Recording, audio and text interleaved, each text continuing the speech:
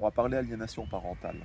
C'est un phénomène qui est de plus en plus grandissant, malheureusement qui se banalise et souvent lorsque les personnes font appel au pouvoir public, aux services juridiques, aux services d'aide à la jeunesse, souvent ils sont démunis, manquent de compétences et en tout cas n'arrivent pas à faire la différence entre les parents honnêtes et le ou les parents malhonnêtes. Alors de quoi il s'agit? L'aliénation parentale, c'est œuvrer en parlant ou par les actions pour aboutir au rejet d'un des deux parents, voire des deux parents. D'accord?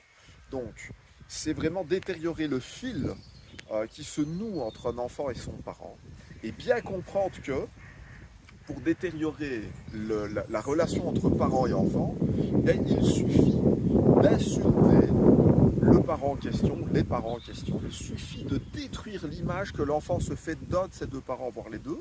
Ok.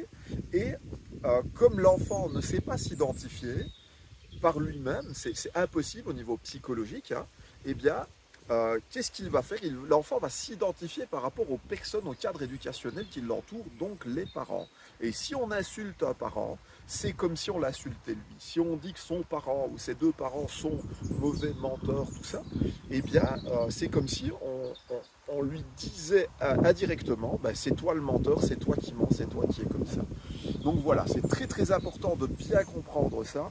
Insulter, détruire l'image qu'un enfant se fait d'un de ses deux parents, même si l'autre parent est mauvais, euh, c'est toujours une mauvaise idée de le faire. Et j'invite à faire la différence, à inviter l'enfant à faire la différence entre là il y a mensonge et de dissocier le comportement de l'être. C'est pas parce que ton parent ment que tu dois t'arrêter de l'aimer. Tu peux aimer, l'accueillir, le prendre tel qu'il est, ce parent, et être en relation avec lui, continuer à l'être, tout en faisant la différence entre des comportements sains, honnêtes, responsables et respectueux, et lorsque ce parent n'est pas dans ces comportements-là, les comportements malsains, malhonnêtes et irrespectueux.